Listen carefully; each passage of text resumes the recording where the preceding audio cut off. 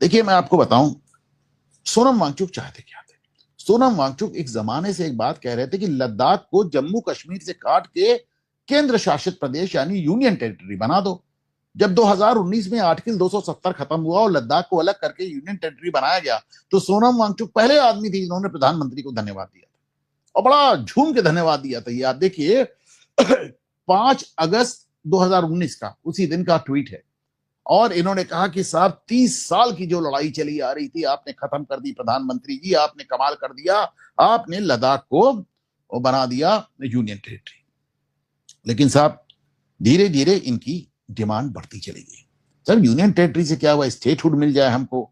और पहले ये इस तरह की उन्होंने राजनीति करनी शुरू की कि लद्दाख की इकोलॉजी इन्वायरमेंट बचा रहे हैं, लद्दाख का जल जंगल जमीन की जो लड़ाई जैसे वामपंथी लड़ते हैं वो सब बना रहे हैं, और ट्राइबल कल्चर बचा रहे हैं, इस तरह की बातें ये करते रहे। उसके बाद इन्होंने 6 शेड्यूल की डिमांड करनी शुरू कर दी। अच्छा 6 शेड्यूल केवल नहीं मांग रहे, ये he wants statehood along with 6 schedule. देखिए 6 शेड्यूल आपको और ज्यादा कॉन्स्टिट्यूशनल इम्यूनिटी दे देता है, केंद्र सरकार का दखल और कम हो जाता है।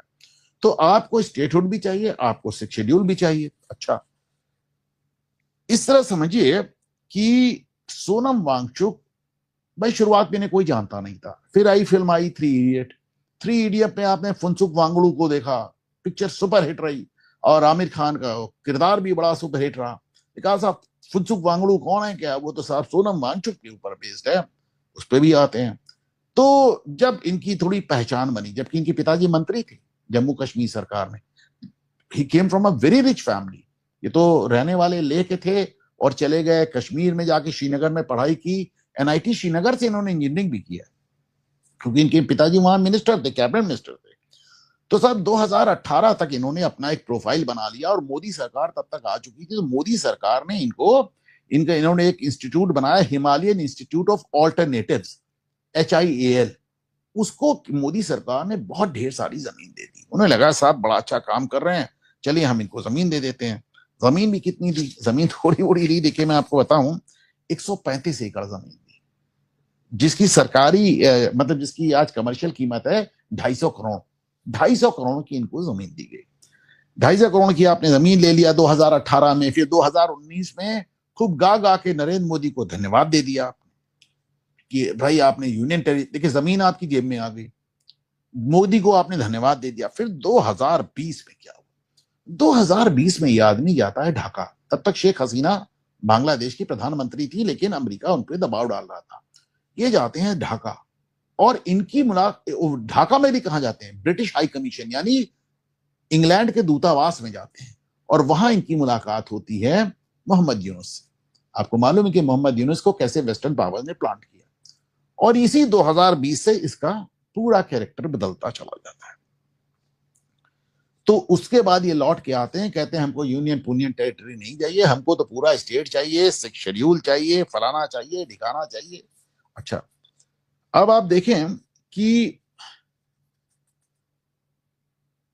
ओके इनकी बातें सुनी नहीं जा रही थी, धीरे धीरे फ्रस्ट्रेट हो रहे थे। अच्छा लद्दाख ऐसे भी देश के एक कोने में है, आपकी बातें मेन स्ट्रीम मीडिया उतना उठा नहीं रहा था, दिल्ली में आपकी लुटियंस मीडिया में इतनी चर्चा नहीं हो रही थी।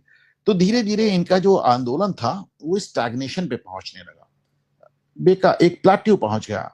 और ऐसे में इन्होंने मार्च 2024 में एक हंगर स्ट्राइक, एक भूख हड़ताल कर डाली, जिसमें साहब 21 दिन तक इनकी भूख हड़ताल भी रही, फिर दंगा भी हुआ, लोग भी मरे, फिर ये गिरफ्तार भी हुए। सब इनका क्या कि इनके 4 पॉइंट थे कि हमको फुल स्टेटहुड दो, हमको साथ में 6 शेड्यूल दो, हमको पब्लिक सर्विस कमीशन दो, और लद्दाख में आज की तारीख में केवल 1 सांसद होता है, सांसदों की संख्या बढ़ाओ। राज्यसभा में तो कोई नहीं होता, क्योंकि जब आपके पास असेंबली नहीं तो आप राज्यसभा में कैसे भेजेंगे, 1 लोकसभा होता है, चलो ये बढ़ाओ। पर इन्होंने ये सब भूख हड़ताल वगैरह की। लेकिन इसी दौरान इन्होंने एक कांड और पीट दिया। उसी भूख हड़ताल के दौरान इन्होंने धमकी भी दे डाली भारत सरकार को। उन्होंने एक कॉमेडियन का जिक्र करते हुए कहा, पर धमकी इन्होंने सीधे दी। उन्होंने कहा पहले जब चीन ने हमला किया था तो हम लद्दाखी भारत के लिए लड़े थे, इस बार अगर चीन हमला करेगा तो हम तो चाइना को रास्ता दिखाएंगे, हम तो चाइना को लेकर अंदर घुस जाएंगे। ये सीधे सीधे देशद्रोह की धमकी। कैसे इस आदमी को कोर्स मतलब बर्दाश्त करती, मेरी समझ के बाहर है। इतना ही नहीं, इन्होंने कश्मीर में जनमत संग्रह कराने की भी डिमांड कह डाली।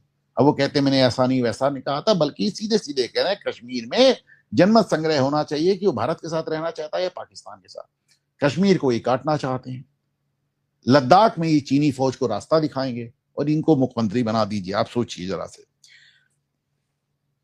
उसके बाद जब ये छूटते छाड़ते हैं तो उसके बाद ये चले जाते हैं पाकिस्तान, और पाकिस्तान जाके वहां से ब्रीथ पाकिस्तान इस्लामाबाद में एक कॉन्फ्रेंस होती है, उससे अपना ये वीडियो भी पोस्ट करते हैं। अच्छा, ये शायद पहले है उसके, मैं थोड़ा सा डेट्स आगे पीछे कर रहा हूं, बहरहाल ये पाकिस्तान भी गए। अच्छा, जब ये पाकिस्तान से लौटे तो पाकिस्तान में जिस तरह की बातें इन्होंने की तो सीबीआई ने इनके खिलाफ एक इंक्वायरी बैठा दी। ये तो साहब एजेंट है, ये तो चीन और पाकिस्तान का एजेंट है। और उसके बाद भारत सरकार ने इनका नंबर 1 इनको जो लैंड अलॉट किया था उसको कैंसिल कर दिया। इतना ही नहीं किया, जो एफसीआरए कानून है उसके चलते ये जो विदेश से पैसा ले रहे थे, आपने देखा सोरोस की कंपनियों से इन्होंने पैसा लिया, उनका लाइसेंस भी रद्द कर दिया। अब देखिए, जो ये बड़ा इंटरेस्टिंग है, ये कहते हैं कि भारत सरकार हमसे डर गई इसलिए उसने हमारी जमीन छीन ली। देखिए, जमीन आपको मिली थी 2018 में मिली थी कि भैया इन्होंने कहा था हम यहां यूनिवर्सिटी बनाएंगे, छीनी है आके 7 साल बाद 2025 में। तुमने 7 साल में यूनिवर्सिटी नहीं बनाई, पर इन्होंने कुछ और किया। इन्होंने कहा कि साहब हमने 135 एकड़ जमीन, 250 करोड़ की जमीन, तो इन्होंने कहते हैं कि नहीं नहीं हमने यूनिवर्सिटी नहीं बनाई, तो क्या बात है, हमने 500 ग्रेजुएट निकाल दिए। तो भैया ये हुआ कि 500 ग्रेजुएट निकाले तुमने अपने इंस्टीट्यूट से, तो तुम्हारा इंस्टीट्यूट डिग्री, डिप्लोमा, सर्टिफिकेट जो भी दे रहा है कहां से दे रहा है? तुम किसी सेंट्रल यूनिवर्सिटी से तुम्हारा कोई टच नहीं, स्टेट यूनिवर्सिटी से तुम्हारा कोई टच नहीं, डीम्ड यूनिवर्सिटी से तुम्हारा कोई टच नहीं, किसी आईआईटी, किसी एनआईटी, किसी all India council for technical education से तुम्हारा टच नहीं, तुम्हारा all India council for technical education से भी लेना देना नहीं, और तुम वहां सोलर इंजीनियरिंग पढ़ा रहे हो, तुम आर्किटेक्चर पढ़ा रहे हो, तुम माउंटेन इकोलॉजी पढ़ा रहे हो, सस्टेनेबल डेवलपमेंट और सस्टेनेबल कंस्ट्रक्शन पढ़ा रहे हो। तो मतलब जो चीजें हम लोग इंजीनियरिंग में पढ़ते थे वो सब इन्होंने पढ़ा दी, जो हम लोग एमटेक में पढ़ते थे वो भी इन्होंने पढ़ा दी, और इनके पास कोई यूनिवर्सिटी नहीं, कोई कॉलेज नहीं, कोई एक्रेडिशन नहीं, किसी से कोई लेना देना नहीं। सोनम वांगचुक अपनी जेब से निकाल निकाल के सर्टिफिकेट दे रहे थे। तो पूछा गया आपकी फैकल्टी क्या है, टीचर कौन है? तो पता चला टीचर इनके कौन है कि एक आध रिटायर्ड लोगों को ले लिया, और फिर वो कोई वहां पे रिटायर्ड इंजीनियर है उसको ले लिया, कोई रिटायर्ड टीचर को ले लिया, और ठेकेदारों को ले लिया। क्या ठेकेदारों को मकान बनाने का बड़ा तजुर्बा होता है, ठेकेदारों को ले लिया। इस तरह करके इनकी फैकल्टी 15 आदमियों की चला रहे थे। तो कहा इनका साहब अपॉइंटमेंट कैसे होता है, इनको सैलरी क्या दी जाती है? तो पता चला सोनम वांगचुक जिसको चाहते हैं रखते हैं, जिसको चाहते हैं निकाल देते हैं, सैलरी भी जितनी उनकी मन आता है वो देते हैं। इनमें से कोई भी चीज इनके पोर्टल पे उपलब्ध नहीं है। ये वो लोग हैं जो आरटीआई की बात करते हैं, पारदर्शिता की बात करते हैं, पर इन्होंने अपने पोर्टल में ये तक नहीं बताया कि इनके पास कितने टीचर हैं और कौन कौन है, क्या है, कैसी फैकल्टी है। दूसरी बात, इन्होंने एक बनाया था HIAL, जो मैंने अभी आपको बताया, साथ में इनका एक एनजीओ भी चलता था, student educational and cultural movement of Ladakh, SECMOL। वो 1988 में बनाया था, लेकिन तब इनको कोई जानता नहीं था। तो साहब पैसे ऐसे आने भी इनके बंद हो गए। अब ये बात होती है कि साहब इनको फुनसुक वांगड़ू से कंपेयर, देखिए फुनसुक वांगड़ू और इनका कंपैरिजन लोगों ने बहुत अच्छा किया है। जो पिक्चर में फुनसुक वांगड़ू दिखाया गया है उसके नाम 400 पेटेंट हैं। भाई अगर तुम इतने बड़े साइंटिस्ट, इनको साइंटिस्ट कहा जा रहा है, तुम्हारे नाम कितने पेटेंट है? एक पेटेंट नहीं। तो कैसे साइंटिस्ट, कैसे इनोवेटर हो भाई, कैसे एंटरप्रेन्योर हो जो तुमने एक चीज पेटेंट नहीं कराई? बड़े भारी तुम इनोवेटर हो। वो एक गरीब आदमी दिखाया गया है, तो इनके बाप तो कैबिनेट मिनिस्टर थे, वो भी कांग्रेस सरकार में। उस आदमी का राजनीति से कोई लेना देना नहीं था, ये फुल टाइम पॉलिटिशियन है। तो ये कहाँ के साइंटिस्ट हैं? कुछ पता भी तो चले ना कि इन्होंने साइंस में क्या चमत्कार किया। तो सिर्फ इसलिए कि आपके ऊपर 3 इडियट हिट हो गई तो कैसे किया जाए? अब भारत सरकार ने जो इनको 5 नए जिले दिए हैं, वो मत समझिए कि अमित शाह ने ऐसे ही दे दिए। मैं आपको बताऊं कि अगर सोनम वांगचुक एजिटेशन नहीं कर रहे होते तो भी अमित शाह ये 7 जिले बनाते। इस तरह बनाते हैं क्योंकि आपको मैंने बताया कि वहां पे मुस्लिम पॉपुलेशन सबसे ज्यादा है, सबसे ज्यादा है। तो उन्होंने क्या किया कि पूरा एक, बल्कि देखिए सोनम वांगचुक जो एजिटेशन करते थे, जो आंदोलन करते थे, उनमें उनकी भीड़, उनकी पूरे आंदोलन में सिर्फ मुस्लिम चेहरे आपको नजर आते थे, मुस्लिम महिलाएं, मुस्लिम मौलाना। तो आप देखें, आपको सिर्फ मुसलमानों की भीड़ न, क्योंकि शिया मुस्लिम है वहां पे सब, तो शिया मुस्लिम। इनफैक्ट इन्होंने जो कारगिल डेमोक्रेटिक अलायंस बनाया था उसका नाम भी आपको उर्दू में नजर आएगा, ये लद्दाख में उर्दू पढ़ाई जा रही है, आप देखें, ये कारगिल डेमोक्रेटिक अलायंस।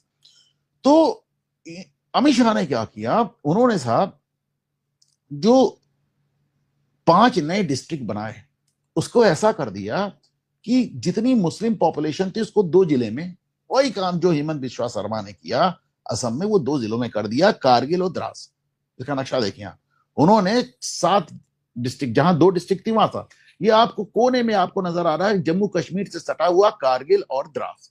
तो पूरी मुस्लिम पॉपुलेशन यहां चली गई, और बचे हुए जो 5 जिले हैं उसमें बुद्धिस्ट पॉपुलेशन ज्यादातर है, और जो ये 2 जिले हैं कारगिल और द्रास, इसमें मुस्लिम पॉपुलेशन 80%, 80% है।